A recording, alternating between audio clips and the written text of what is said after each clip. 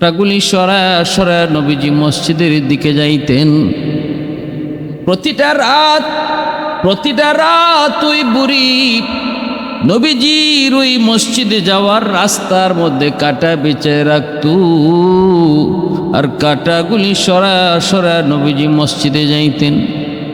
একদিন নবী মসজিদে যাওয়ার পথে রাস্তায় তিনি কাঁটা দেখতে পান নাই গো। জানতে চাইলেন আজকে কাঁটা নাই কেন? মানুষেরা কয় যে মহিলা আপনার রাস্তায় কাঁটা বিছায় বিছায় আপনাকে রক্তাক্ত করত, যার উদ্দেশ্য ছিল আপনাকে কষ্ট দেওয়া। সেই বুড়ি অসুস্থ বিছানায়, এজন্য রাস্তায় আজকে কাঁটা নাই। দরদি নবী, আমার আপনার নবী কেমন দরদি নবী! ওই অবস্থায় নবী কোন, আমাকে ওই বুড়িমার বাড়িতে তোমরা নিয়ে যাও, আমাকে একটু নিয়ে যাও, আমি বুড়িমাকে একটু দেখতে যাব। অসুস্থ মানুষের সেবা করব, কারণ তিনি তো একজন অসুস্থ। আমরা যদি হইতাম তাহলে বলতাম ও তাড়াতাড়ি মরে না কেন, আজরাইল কি ওরে দেখে না? কিন্তু মায়ার নবী, দরদি নবী, উম্মতের কান্ডারি নবী, একজন অমুসলিম মহিলা যার কারণে নবী কষ্ট পাইতেন, কাঁটাবিদ্ধ হতো, এমন একজন মহিলা অসুস্থ হওয়ার পর নবী তারে দেখতে তার বাড়িতে গেলেন এবং অসুস্থ হিসাবে তার সেবা করলেন। कौनैन मुख्तार खुदा तुमको बनाया, कौनैन मुख्तार खुदा तुमको बनाया, उम्मत का निगाहबान खुदा तुमको बनाया, उम्मत का निगाहबान खुदा तुमको बनाया। मौला मेरा आका मेरा रहमत की नबी है, तजदार मदीना है तुम्हारे अरबी है, अशजार ने देते हैं नबूवत के शहादत, तशकीक कमर में है तो अंगुल की इशारा, तशकीक कमर में है तो अंगुल की इशारा। ওই যে আবু জাহেল নবীজিকে হত্যা করার জন্য নিজের দরজার সামনে বিশাল বড় গর্ত বানায় রাখলো। আবু জাহেল বন্ধুদেরকে পাঠাইল, নিজের লোকদেরকে পাঠাইল, যা যা মুহাম্মদকে যা বল তোমার চাচা আবু জাহেল অসুস্থ। কারণ আমি ভালো করে জানিয়ে দিই, আমার অসুস্থতার খবর পেলে আমার ভাতিজা আমাকে দেখার জন্য সে দৌড়ে আসবে। কারণ অসুস্থ মানুষ, তার সাথে কোনো ধর্মের সম্পর্ক নাই। আমার ভাতিজার আদর্শ হলো অসুস্থ শুনলে পরে সে যে ধর্মেরই হোক না কেন, মুহাম্মদ তারে দেখতে যায়, মুহাম্মদ অসুস্থ মানুষকে দেখতে যায়, ধর্ম তার যাই হোক না কেন।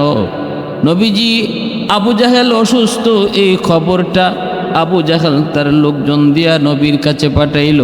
আল্লাহর নবী তখন বলতেছেন, চলেন, আমার চাচা যদি অসুস্থ হন আমি দেখতে যাব।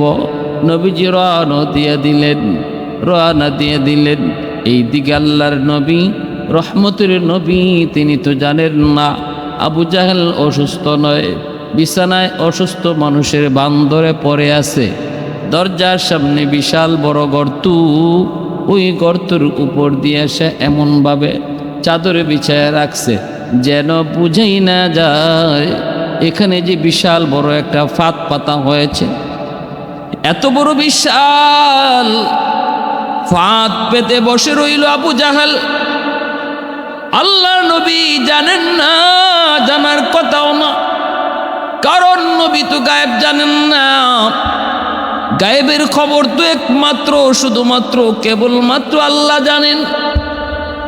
নবীজি তো দেখা জিনিস দেখেন না যদি আল্লাহ না দেখান, এজন্য আল্লাহর নবী তিনি কিছুই জানেন না। নবীজি সাদা দিলে সাদা মনে বের হয়েছেন আবু জাহেলকে দেখার জন্য। এই দিকে আল্লাহ পাক রব্বুল আলামিন জিব্রাইল আমিনকে কয়, জিব্রাইল দ্রুত করে বন্ধুর কাছে যাও, আমার বন্ধু তো জানে না বিদায় যাইতেছে, আমি আল্লাহ তো জানি আবু জাহেল আমার বন্ধুর ক্ষতি করতে চায়, গর্ত বানায় ফাঁদ বানায় রাখছে, ফাঁদে ফালায় আমার বন্ধুর ক্ষতি করতে চায়। আমি তো আমার বন্ধুর দুষ্ট, আমি তো আমার দুস্তের ক্ষতি কখনো মেনে নিতে পারবো না।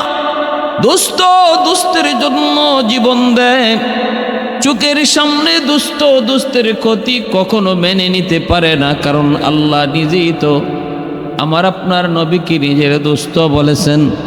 এজন্যই আল্লাহ কয়, হাবিব বডিগার্ড তোমার লাগবে না, দিনেও লাগবে না, রাতেও লাগবে না, সামনেও লাগবে না, পিছনেও লাগবে না, পিছনের দিক দিয়েও তোমার কোনো বডিগার্ড লাগবে না। পিছনেও আমি আল্লাহ হলাম তোমার পাহারাদার, ডান দিকেও আমি আল্লাহ তোমার পাহারাদার, বামেও আমি আল্লাহ তোমার পাহারাদার, সামনেও আমি আল্লাহ তোমার পাহারাদার। আল্লাহু ইয়াসিমুকা মিনান নাস। আল্লাহ পাক রব্বুল আলামিন কয়, বন্ধু সাহাবীদের দ্বারাও তোমার কোনো পাহারা লাগবে না, কারো কোনো পাহারার প্রয়োজন নাই, পাহারা বসাইলাম আমি আল্লাহ। এজন্য আল্লাহ পাক কয়, আমার চোখের সামনে আমার বন্ধুর ক্ষতি হবে কখনো আমি আল্লাহ সেটাও মানতে পারি না। জিব্রাইল তাড়াতাড়ি যাও, বন্ধুকে যায় বলো আর যেন সামনে কদম না দেয়, কারণ আবু জাহেল গর্ত বানিয়ে রাখছে। এই গর্ত তো গর্ত নয়, এটা হলো বন্ধুর জন্য ফাঁদ। যা বলো বন্ধু যেন রিটার্ন ব্যাক করে। জিব্রাইল কানে কানে আয়েশা নবীকে কি যেন বলে দিলেন, কেউ দেখলো না। আবু জাহেলের লোকগুলা কিছুই টের পেল না। নবীজি তো তিনি আল্লাহর পক্ষ থেকে খবর পেয়ে গেছেন, সাথে সাথে আল্লাহর নবী তিনি আর সামনে না বাড়ায়া পিছন দিকে তিনি রিটার্ন ব্যাক করলেন। আবু জাহেলের লোকগুলি কয়, মুহাম্মদ তুমি কি সামনে যাবা না কই যাও? নবী কয়, আমি আর সামনে যাব না, চলে যাচ্ছি বাড়িতে। আবু জাহেলের লোকগুলা দৌড়ায় আবু জাহেলের কাছে চলে আসলো। আয়েশা বলতেছেন, নেতা আর ভান ধরা লাগবে না, তাড়াতাড়ি উঠে যাও, মুহাম্মদ আসে নাই। কে যেন কি বলল, এতক্ষণ পর্যন্ত ভালোই ছিল, হঠাৎ করে বলতেছে আমি আর সামনে যাব না, আর কিছু আগাইলেই হয়তো তোমার ফাঁদে পড়ে যেত। নেতা তাড়াতাড়ি উঠো। এই কথা বলতেই আবু জাহেল লাফ দিয়া বিছানা থেকে উঠছে, উইটেই ভাতিজা করে দৌড় দিছে। ভাতিজা রে ভাতিজা, এই খবর আল্লাহ পাক রব্বুল আলামিন যেই ফাঁদটা নবীর জন্য পাতাইছিল, এই ফাঁদেই আল্লাহ পাক আবু জাহেলকে ফালাইলেন। ভাতিজাকে দৌড় দিতেই তার হুঁশ নাই, নিজেই ওই গর্তের ভিতরে পড়ে গেল। এবার আল্লাহ পাক রব্বুল আলামিন কয়, এই গর্ত তোর ভিতরে কে পড়ছে? কয়, মালিক তোমার দুশ্মন, তোমার বন্ধুর দুশ্মন। আল্লাহ পাক কয়, তাহলে তুই গর্ত আরো বেশি করে গভীর হয়ে যা, যেন এত সহজে দুশ্মন বের হতে না পারে। মুহূর্তের ভিতরেই বিশাল বড় গর্ত হয়ে গেল। আবু জাহেল টের পেয়ে গেছে ঘটনা কি, আমি শুধু নিচে যাই ঘটনা কি, এত বিশাল গভীর গর্ত তো আমি বানাই নাই, তাহলে আমি কই যাই? আবু জাহেল কয়, তাড়াতাড়ি তোরা আমারে তুল। উপর থেকে হাত বাড়ায়, লাগাল পায় না, লাগাল পায় না। কয়, মই লাগাও, মই লাগায় না, না লাগাল পায় না। আবু জাহেল নিচ থেকে আওয়াজ দেয়া কয়, আমি তো এত বড় বিশাল গভীর কোনো গর্ত বানাই নাই রে, আমার বুঝ হয়ে গেছে গন্ডগোল কোন জায়গায়। আমি আগুন লাগাইছি আসমানে, তোরা পানি দেয় জমিনে, জীবনে কোনো দিনই আগুন নিববে না। তাড়াতাড়ি করে ভাতিজা মুহাম্মদের কাছে যাও, মুহাম্মদের কাছে যাও, যায় কও তোমার চাচা এক বিশাল গর্তের ভিতরে পড়ে গেছে, তুমি যে না উঠাইলে সে নাকি উঠতে পারবে না, কারণ আমি জানি আজ যদি আমাকে গর্ত থেকে তুলতে হয় আমার ভাতিজা মুহাম্মদ ছাড়া সম্ভব নয়। কতটা বিশ্বাস ছিল, কতটা আল্লাহর নবীকে সঠিক জানতো, নবী সত্যবাদী নবী। এই কথাটা আবু জাহেল কতটা বুঝতো, জানতো, এরপরও মানত না, কারণ তার নেতৃত্ব চলে যাবে, বাহাদুরি চলে যাবে, নেতাগিরি চলে যাবে। শুধু এক কারণে আবু জাহেল বলতো মুহাম্মদ সত্য। আখনাস বিন শুরাইক তার বন্ধু বলছে, দোস্ত তাহলে মানো না কেন? কয় মানি না তো, মুহাম্মদকে যদি নবী মানি তাহলে তো সবাই তার কাছে যাবে, আমারও তার কাছেই যাওয়া লাগবে, আমার কাছে আর মানুষ মামলা মুকদ্দমা নিয়ে আসবে না, নেতাগিরি সব মুহাম্মদের কাছে চলে যাবে। নাউজুবিল্লাহ। এই দুনিয়ার মোহ, দুনিয়ার ক্ষমতা, দুনিয়ার লোভ, দুনিয়ার চেয়ারম্যানি, দুনিয়ার মেম্বারি, দুনিয়ার নেতাগিরি, এই জিনিসের জন্য জাহান্নামের আগুনকে নিজে চাইয়া লইয়েছে। আমি এই চেয়ার পাওয়ার জন্য যদি জাহান্নামের আগুনে জ্বলতে হয় রাজি, এই চেয়ার পাওয়ার জন্য যদি মানুষ খুন করতে হয় রাজি, এই চেয়ার পাওয়ার জন্য যদি কোনো সত্য জিনিসকে মিথ্যা বলতে হয় রাজি, এই চেয়ার পাওয়ার জন্য যদি কোনো মিথ্যা জিনিসকে সত্য বলতে হয় তাও রাজি। এই নেচার আর কালচার এটা আবু জাহেলের, মুমিনের হতে পারে, মুসলমানের এমন কালচার হতে পারে না। চেয়ার বড় নয়, আখেরাতের শান্তি বড়। দুনিয়ার অশান্তি বড় নয়, আখেরাতের জাহান্নামের অশান্তি হলো বড়। আল্লাহ নবী, আবু জাহেলের লোকগুলি নবীজির কাছে চলে আসলো, আয়েশা বলতেছে, মুহাম্মদ আপনার চাচা আবু জাহেল বিশাল বড় গর্তের ভিতরে পড়ে গেছে, আমরা এখন তারে তুলতে ব্যর্থ, কোনোভাবেই তোলা সম্ভব হচ্ছে না। তিনি আমাদেরকে পাঠাইছেন আপনাকে নেওয়ার জন্য। ইনি বলছেন আপনি সারা নাকি তোলা সম্ভব না। এই যুবক একটু কৌতূহল দেখি, আল্লাহর নবী কি জানেন না? আল্লাহর নবী তো সব জানেন। এই গর্তটা নবীকে হত্যা করার জন্য বানাইছিল, এটা নবীর জন্য ছিল ফাঁদ, এই ফাঁদে সে নিজেই পড়ছে। এটা তো আল্লাহ পাক তার নবীকে জানাইছেন। এবার নবীজির কি বলা উচিত ছিল? আমার আপনার মতো যদি মানুষ, আমার আপনার মতো যদি কেউ হতো তাহলে কইতো কি, ভালোই তো হইছে, ওর কবরে যাওয়া দরকার, আরো আগেই তো ওর কবরে যাওয়া দরকার। ও আমার হত্যা করার জন্যই ফাঁদ পাতাইছিল, এখন নিজের ফাঁদে নিজে পড়ছে, আমি তারে তুলতে কেন যাব? উপর থেকে তোমরা মাটি দিয়ে কবর দিয়ে ফেলো, এটাই তো ছিল বাস্তব কথা। কিন্তু নবিতা কন্যাই, আল্লাহ নবিতা বলেন নাই রে যুবক, কারণ তিনি তো দয়ার নবী, খুলুকে আযীমের অধিকারী নবী। আল্লাহ কয় ওয়া ইন্নাকা লাআলা খুলুকিন আযীম, আমি আমার বন্ধুকে নিশ্চয়ই খুলুকে আযীমের অধিকারী করেছি। খুলুকে আযীম বলা হয় নবীর সাথে খারাপ ব্যবহার করবে, অথচ নবীজি খারাপ দিয়া বদলা দিবেন না, বরং খারাপের বদলা তিনি সুন্দর দিয়া দিবেন। এই আখলাকটার নাম হলো খুলুকে আযীম। আল্লাহ নবী কই চলো, আমাকে নিয়ে চলো, আমি আমার চাচাকে সাহায্য করব। বিন্দু পরিমাণ নবীজি মন খারাপ করেন নাই, মন্দ কথা বলেন নাই। আল্লাহ নবী বলেন চলো, আমাকে নিয়ে চলো। নবীজি রওনা দিয়ে দিলেন। নবীজি কাছাকাছি আসলেন, আইসে নবী ডাক দিয়ে বলতেছেন, চাচা গো কেমন আছেন? আবু জাহেল গর্তের ভিতর থেকে ডাক দিয়া কয়, ভাতিজারে কেমন আছে তো দেখতো সই। নবীজি বলতেছে, চাচা আমারে কেন আনলেন, আমি কি উপকার করতে পারি?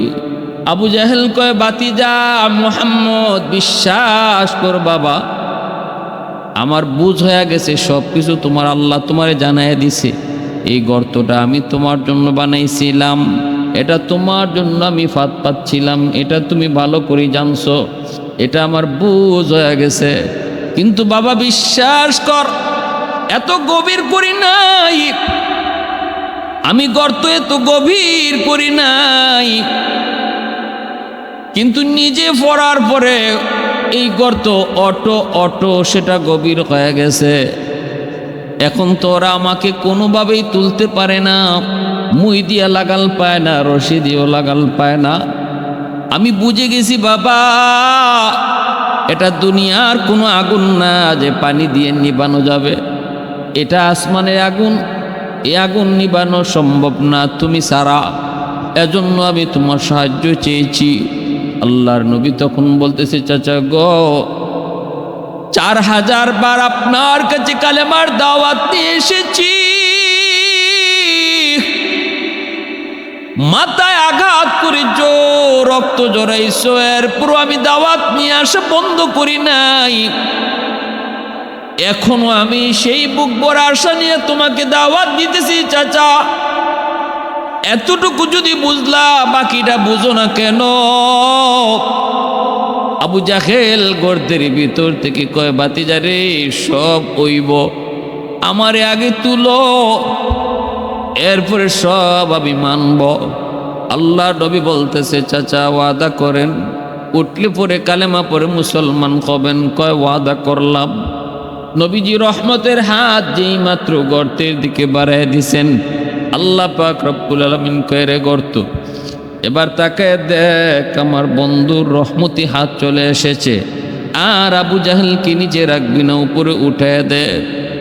আল্লাহর নবী রহমতি হাত, বরকতি হাত যেই মাত্র নবী বাড়ায় দিছেন, অটোমেটিক আবু জাহেলকে গর্তের ভিতর থেকে নিচ থেকে উপরে উঠায়া হাতে হাত, নবীর হাতের সাথে হাত লাগায় দিছে, আর আল্লাহর নবী টান দিয়া আবু জাহেলকে উপরে উঠায় ফেলছেন।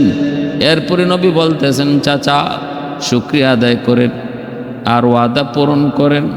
আবু জাহেল তখন মুচকি হাসি দিয়া কয়, শয়তানি হাসি দিয়া কয়, বাতিজা তুমি অত বড় জাদুকর, আগে আমি জানতাম না, নাউজুবিল্লাহ। বুঝা গেল হেদায়েত কপালে না থাকলে জোর করেও তাকে হেদায়েত দেয়া যায় না। হেদায়েতের মালিক একমাত্র আল্লাহ, হেদায়েত কাউকে জোর করে দেওয়া যায় না। আল্লাহ পাক রব্বুল আলামিন হেদায়েতের মালিকানা শুধুমাত্র আল্লাহ তার নিজের হাতে রাখছেন। ইন্নাকা লা তাহদি মান আহবাবতা ওয়ালাকিন্নাল্লাহা ইয়াহদি মান ইয়াশা। এত সুন্দর নজির নিজের চোখে দেখার পরও আবু জাহেলের কপালে হেদায়েত রইল না। হাতের মধ্যে পাথরের কণা নিয়ে কয়, মুহাম্মদ আমার হাতে কি আছে যদি বলতে পারো, আমি কালেমা পড়ে মুসলমান হয়ে যাব। নবীজি বলতেছেন, চাচা গো, আমি বলবো না, বরং আপনার হাতে কি আছে সেটাই তো বলে দিবে। সাথে সাথে দেখা যায় তার হাতের ভিতরে, মুইটির ভিতরে পাথরের কণা থেকে কালেমার আওয়াজ শুরু হয়েছে। আবু জাহেল হাত থেকে এভাবে দূরে নিক্ষেপ করেছে। ভাইরা বন্ধুরা, এমন একটা দুইটা নয়, হাজারো নজির সে দেখেছে নিজের চোখে। নবীজি যে সত্য নবী, এরপরও কালেমা পড়ে নাই, কারণ কপালে হেদায়েত নাই। হেদায়েতের মালিক একমাত্র আল্লাহ। রহমতের নবী, মায়ার নবীর মায়ার চাচা আবু তালিব, কলিজার চাচা আবু জাহেল কিন্তু নবীর আপন চাচা না। নবীর আপন চাচা আবু তালিব, নবীর আপন চাচা আলী রাদিয়াল্লাহু তাআলা আনহুর আব্বা। এমনিভাবে আমিরে হামজা নবীর আপন চাচা। হযরত আব্বাস রাদিয়াল্লাহু তাআলা আনহু নবীজির আপন চাচা। নবীজির আপন চাচাদের মধ্যে একজন হলেন আবু তালিব, যে আবু তালিব নবীকে খুব মায়া করতেন। নবীজি একের পর এক, বাবা মারা গেলেন জন্মের আগে, মা মারা গেলেন 6 বৎসর বয়সে। লালন পালনের জিম্মাদারি আসলো দাদার কাঁধে। দাদা মারা গেলেন 8 বৎসর বয়সে। এরপরই নবীজির লালন পালনের দায়িত্ব আসলো চাচার কাঁধে, হলো আবু তালিব, মক্কার বড় লিডার, মক্কার নেতা। কিন্তু নবীজির মায়ার নবী, আমার আপনার নবীকে এত মায়া, এত আদর করতেন আবু তালিব। আল্লাহর নবী, রহমতের নবী, দয়ার নবীকে আবু তালিব এত মায়া করতেন। ঈমান যদিও আনতেন না, যদিও নবীজির ধর্ম গ্রহণ করেন নাই, কিন্তু নবীর গায়ে কেউ ফুলের ছিটা দিবে এটা আবু তালিব কখনো বরদাস্ত করেন নাই। মক্কার লিডারদেরকে, কাফেরদেরকে জানায় দিত আবু তালিব, আমি মুহাম্মদের ধর্ম গ্রহণ করি নাই, কিন্তু তোরা ভালো করে মনে রাখবি মুহাম্মদ আমার ভাতিজা, এটা আমার রক্ত, অতএব মুহাম্মদের দিকে চোখ তোলার সাহস তোরা কেউ করবি না। কয় তাহলে তোমার ভাতিজা যে আমাদের দেবদেবীর পূজা ছেড়ে দিল, বাপদাদার ধর্ম ছেড়ে দিল, নতুন ধর্মের দাওয়াত দেয়, এটা কি করো? আবু তালিব কয় এটা আমার ভাতিজার ইচ্ছা, যা খুশি করবে, তবে আমি প্রস্তাব দিয়া দেখতে পারি। দিছেও, কিন্তু নবী কয় মানি না। আবু তালিব কয় না মানলে নাই, আমার ভাতিজাই ঠিক, সাবধান, আমার ভাতিজার দিকে তোরা কেউ চোখ তুলবি না। এজন্য আবু তালিব যতদিন ছিলেন আমার নবীর গায়ে কেউ হাত তোলার সাহস করে নাই। ওই আবু তালিব যখন মারা যাবেন, কতটা নবীকে মায়া করতেন আবু তালিব। আল্লাহর নবী সব পরিবারে যখন বেদিন বেঈমান আরবের কাফির কুফফাররা নবীকে যখন অবরুদ্ধ করে রাখলো প্রায় 2-2.5 বৎসর, 2.5 বৎসরের মতো শিয়াবে আবু তালিবের ভিতরে নবীরে জেলখানায় আবদ্ধ করে রাখলো। নবী শুধু একা নন, নবী পরিবারের নারী শিশু সহ সবাইকে অবরোধ করলো। আবু তালিবকেও তারা অবরোধ করে রাখলো। কেন? কারণ আবু তালিব যদিও মুসলমান না, কিন্তু নবীকে শেল্টার দেন, নবীকে তিনি শেল্টার দেন, সাহায্য করেন। আবু তালিবের কারণে তারা নবীর কোনো ক্ষতি করতে পারে না। এজন্য নবীর গোটা পরিবারটাকেই ওরা একটা জায়গার মধ্যে আবদ্ধ করে ফেলল। বাহির থেকে পানি দেওয়া, খানা দেওয়া সব কিছু বন্ধ করে দেয়। মনে করেন আপনি আপনার বাড়িতে আছেন, কিন্তু আপনার বাড়িটার এলাকার মানুষে এমনভাবে আপনার সাথে সম্পর্ক ছিন্ন করলো, বাড়িতে কেউ ঢুকতেও পারে না, আপনার বাড়ি থেকে কেউ বাইরেতেও পারে না। বাইরেতে গেলেও কয় এদিকে হাঁটতে পারবে না, ঢুকতে গেলেও কেউ ঢুকতে পারবা না। পানি ঢুকা পর্যন্ত বন্ধ করে দিল, খানা পানি বন্ধ করে দিল, কেউ পানি নিয়ে যায় না, কেউ তরিতরকারি নিয়ে যায় না। সব কিছু চতুর্দিক দিয়ে যখন তারা অবরোধ করে নবীর পরিবারকে শিয়াবে আবু তালিবে রাখলো, দয়ার নবী, রহমতের নবী কোন ওই 2-2.5 বৎসরের গোটা এই বন্দি জীবনে আমি গাছের পাতা খেয়েছি, আমার পরিবারের শিশু বাচ্চাগুলি ওরা গাছের পাতা খেয়েছে, মহিলাদের মাদের বুকের দুধ পর্যন্ত শুকায় গেছে। নবীজি বলতেন আমি কোনো এক রাতে পেটের ক্ষুধায় পায়ের নিচে নরম কি পড়ছিল আমি খেয়ে ফেলেছি। ও আমার সাহাবীরা, আমি নবী আজও জানি না ওই রাতে আমি কি খাইছিলাম পেটের ক্ষুধায়। ওই শিয়াবে আবু তালিবের অবরুদ্ধ জীবন আবু তালিব নবীর চাচা, যদিও নবীর ধর্ম গ্রহণ করেন নাই, কিন্তু নবীর সাথে শাস্তির মধ্যে পড়ছেন। তখনও কিন্তু কয় নাই ভাতিজা তোর কারণে আমরা বিপদে পড়ছি, তোর কারণে আজকে আমরা বিপদে পড়ছি, তোর কারণে আজকে আমাদের বাচ্চাগুলি মারা যাইতেছে। একবারও নবীকে আবু তালিব এই কথা বলেন নাই। এমনকি নবীজি বলেন গভীর রাতে যখন আমার ঘুম ভাঙত, আমি দেখতাম আমার চাচা আমার দরজার সামনে পাহারা দেয়। আমি ঘুম থেকে উঠে জিজ্ঞেস করতাম, চাচা আপনি এত রাতে এখানে কি করেন? তখন চাচা বলতো, ভাতিজারি আমার ঘুমের ভিতরে কেন জানি মনে হয় ওই দুশ্মনেরা নাকি আমার ভাতিজার কোনো ক্ষতি করে ফেলতেছে। তখন ঘুম থেকে লাফ দিয়ে তোমার দরজার সামনে চলে আসি। মায়ার নবী, দয়ার নবী এতটা সাহায্য চাচার কাছ থেকে পাইছেন, এত মায়া করছেন নবীরে। এই আবু তালিব ইন্তেকালের সময় নবীজি পাশে বইসা কান্দে, চোখের পানি জড়ায় জড়ায় কান্দে আর কয়, চাচাও একটা বারের জন্য শুধু আমার কানে কানে কালেমা পড়েন। আমি নবী ওয়াদা দিলাম কিয়ামতের মাঠে আমি আমার চাচারের সাথে না লইয়া জান্নাতে ঢুকবো না। আবু জাহেল উতবা সাহেবা পাশে দাঁড়াছে, আবু তালিব নবীজির চোখের দিকে তাকায়, আবার আবু জাহেল উতবা সাহেবার দিকে তাকায়।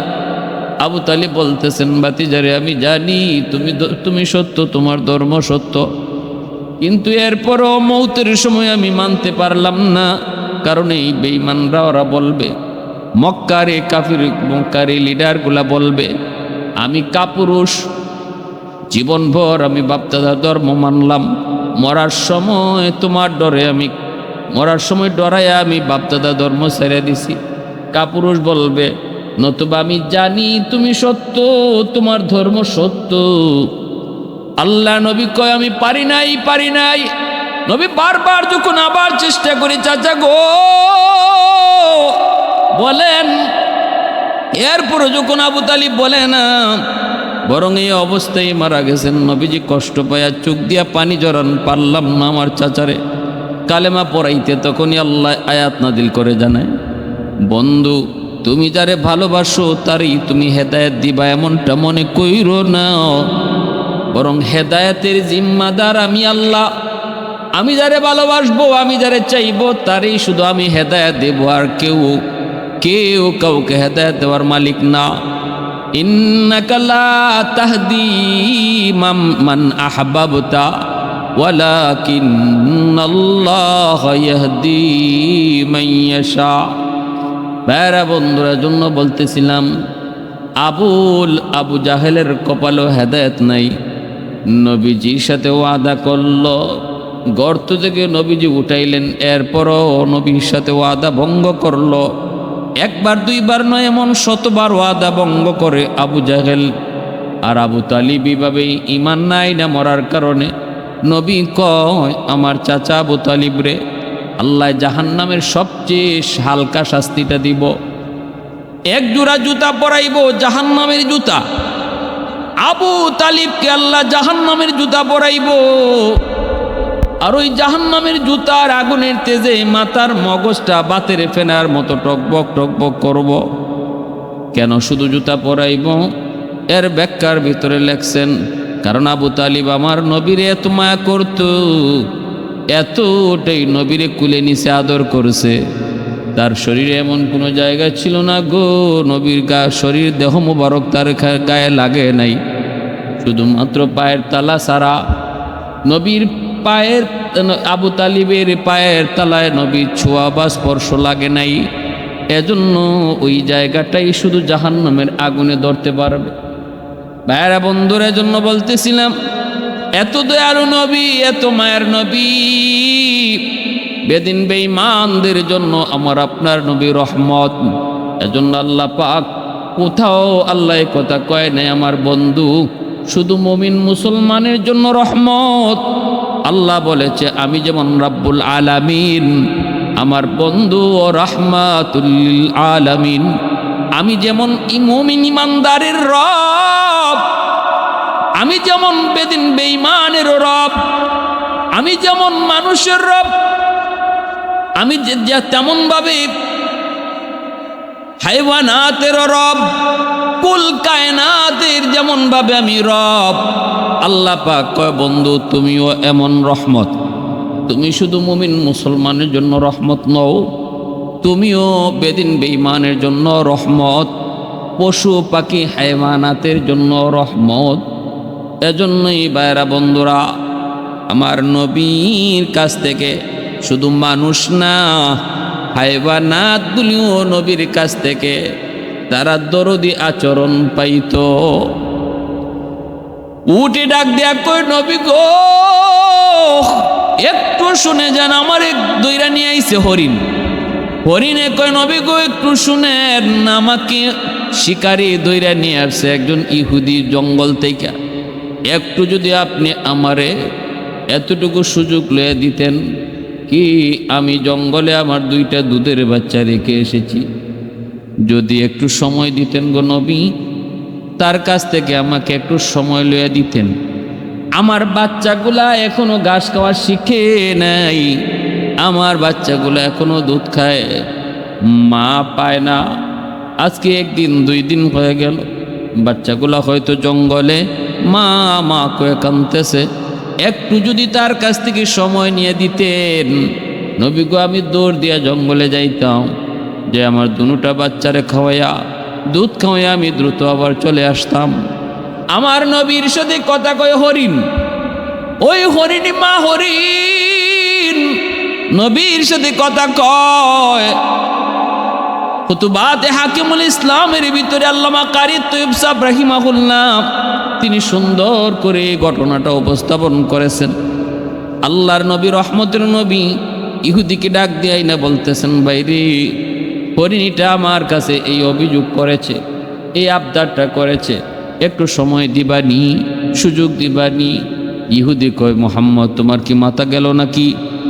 জঙ্গলে হরিণ সারলে পরে আবার ফিরত আয় কেমনে? নবীকে ওয়াদা দিছে আমার সাথে ফিরত আসবেই। ইহুদি কয় আসবে না, নবী কয় আসবে। এইবার ইহুদি কয় যদি না আসে, আল্লাহ নবী কয় আমাকে রশি দিয়ে বেঁধে রাখো, অথবা আমাকে তুমি যেভাবে খুশি আটকায় রাখো। যদি হরিণী না আসে তখন হরিণীর জায়গায় আমারে তুমি যা খুশি করবা। ইহুদি কয় তাহলে ঠিক আছে, আমি এই প্রস্তাবে রাজি আছি। আল্লাহ নবী এই কথা কইয়া নবীকে আটকায় রাখলো, আর হরিণীকে ছেড়ে দেওয়া হলো। নবীজি জামিন হলেন হরিণীর জন্য। দৌড়ে জঙ্গলে যায় ডাক শুরু করেছে, কই রে বাবারা, দ্রুত বাচ্চাগুলির দুধ খাওয়ায়। বাচ্চাগুলি মা পায়া কান্দে, বা মা কইছিলা বাচ্চার কয় মারে লম্বা কথা কইও না, তাড়াতাড়ি করে দুধ খাও। এক দুধে মুখ লাগায় না, কয় মা কি হয়েছে কও। আমি ঘটনা খুলে কোয়ার পর আমার বাচ্চাগুলা কইতেছে, নবী মাগো, যে দরদে নবী আমাদের জন্য নিজে জামিন হইয়া ইহুদির কাছে রশি হাতে রশি লাগাইয়া বৈশা রইছে, দাঁড়ায় রইছে। ওই দরদি নবীর এক নজর না দেখা আমরা তোমার উলানে মুখ লাগাবো না। আর যদি কোরবানি করতে হয় তোমার একা কেন, আমাদেরকে আর সহ কোরবানি দিবে। এজন্য নবী গো আমার বাচ্চাগুলি আপনারে দেখার জন্য চলে এসেছে এবং জীবন দিতে, শুধু আমি মার সাথে একা না, তারাও জীবন দিতে রাজি। আল্লাহ নবী কথাগুলা যখন ইহুদির শুনাইলেন, ইহুদি কয় বাচ্চাগুলা কেন আইলো? নবীজি কয় বাচ্চাগুলা আইছে আমাকে দেখার জন্য। ইহুদি তাকা দেখে হরিণীর বাচ্চাগুলা মায়ের নবীর নুরানি চেহারার দিকে চায়া কাঁদতেছে। আল্লাহর নবীর সাথে এই আচরণ দেখা মাত্র ইহুদি ডাক দিয়া কয়, মুহাম্মদ এত বড় নালায়েক হইলাম, এত বড় অদম হইলাম, জঙ্গলের হরিণে চিনল কিন্তু আমি মানুষ হইয়া তোমারে চিনলাম না। ঠিক আছে, এই মুহূর্তে আর কোরবানি না, আমি হরিণকে স্বাধীন করে দিলাম, আর আমিও তোমারে চিনলাম, দেরি করতে রাজি না। এই মুহূর্তে কালেমা পড়ে মুসলমান বানায় দাও। সাথে সাথে নবীর হাতে হাত রেখে কালেমা পড়ে মুসলমান হয়ে গেল। तकबीर में कलमा में नमाजों में अज़ा में, तकबीर में कलमा में नमाजों में अज़ा में है नाम इलाही से मिला नाम मोहम्मद, है नाम इलाही से मिला नाम मोहम्मद। फरमाते हैं आदम को मुझे खुल्द तुरी में, लकहा हुआ तू बाब मिला नाम मोहम्मद। महबूब ने कहा सल्ले अला नाम मोहम्मद, आँखों की जिया दिल की जिला नाम मोहम्मद, आँखों की जिया दिल की जिला नाम मोहम्मद। এজন্য বলছিলাম নবীর কত বড় রহমত, কত বড় রহমত। শুধু